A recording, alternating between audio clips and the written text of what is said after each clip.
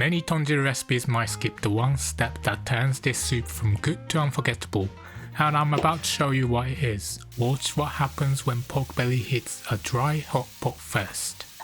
If you like a printable version of this recipe to keep in your kitchen, just Google Tonjiru Sudachi to find it. Let me start with the pork. Ideally you want pork belly, not pork loin, not anything lean. The fat on pork belly is the engine of this entire dish.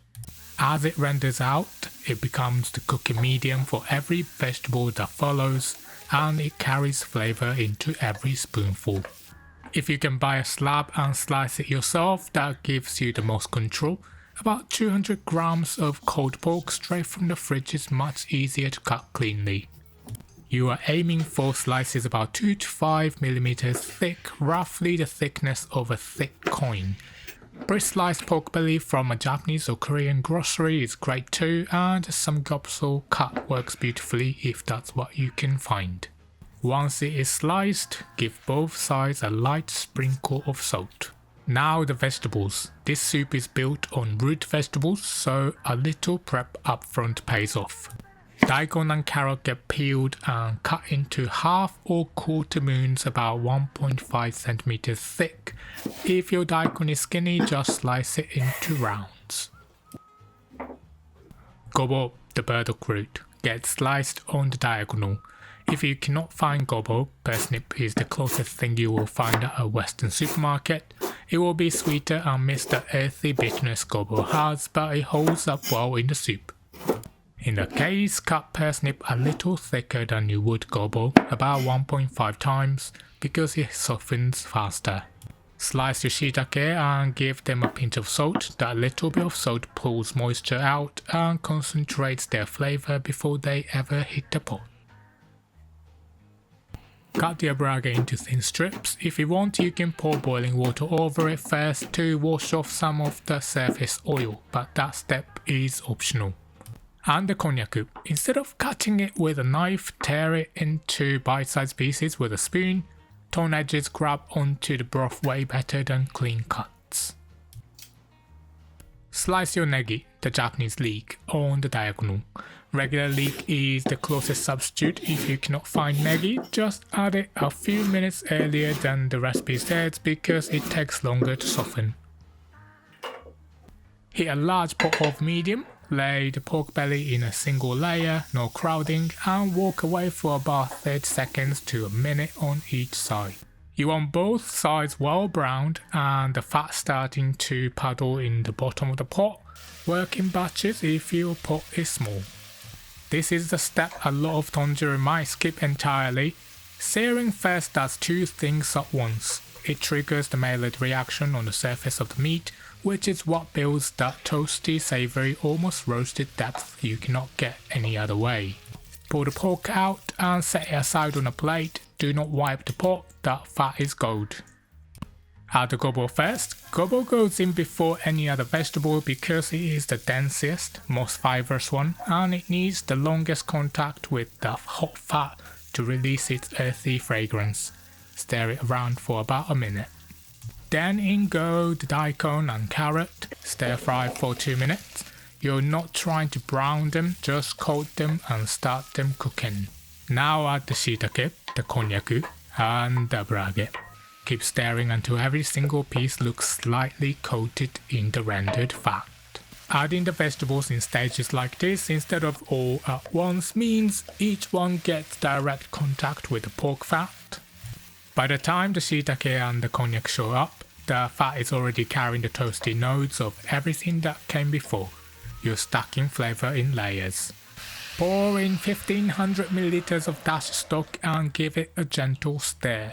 My go-to is homemade dashi packets. I make a batch on a Sunday and it lasts me weeks. If you want to skip that, high quality store-bought dashi packets are a solid choice. From scratch awase dashi with katsuobushi and kombu is the absolute best. Instant granules will technically work, but I treat them as a last resort. Add half a tablespoon of soy sauce and half a tablespoon of mirin. These two work together to build a savoury sweet backbone underneath the miso that comes later. Bring it up to a gentle simmer, not rolling boil. You want small lazy bubbles rising from the bottom, around 90 to 95 degrees Celsius. Keep it gentle, let it bubble for about 10 minutes until the daikon is just tender enough to slide the chopstick into but still has a little bite to it. Add the negi and return your seared pork to the pot, simmer for another 5 minutes. The pork slices are thin so they will cook through completely in that time. The negi goes in last because it only needs a few minutes to soften, and overcooking it kills its fresh, sharp brightness. Now turn off the heat completely, this is important. From this point on, the broth should never boil again. Measure out 6 to 7 tablespoons of awase miso. Awase is a blend of red and white miso, and outside Japan it is sometimes labelled yellow or blended. It gives you the most balanced flavour and it is what I use here. Add about half the miso to a miso strainer, lower it into the pot and use chopsticks or a spoon to dissolve it through the mesh. If you do not have a miso strainer, scoop the miso into a small bowl with a few tablespoons of the hot broth, whisk it smooth and pour it back into the pot. Stir gently until it is fully incorporated. Now taste. Brands lie. The salt level swings wildly from one miso to the next, so there is no universal correct amount. Add the rest in small spoonfuls, testing as you go. Your tongue is the only measuring tool that matters here. Once the miso is where you want it, stir in half a tablespoon of grated fresh ginger and half a tablespoon of unsalted butter. I tested this recipe without the butter. The traditional version is already delicious, but when I added butter, the broth gained this silky, rounded body that smoothed out all the sharp edges. The ginger keeps it from feeling heavy. Together, they turn a great soup into something you keep thinking about hours later. Ladle it into bowls, top with finely chopped green onions, and if you like a little kick, a pinch of shichimi togarashi. This is the bowl that empties the pot before anyone gets a chance at seconds. Rich rendered pork fat with vegetables that have been slowly soaking in dashi.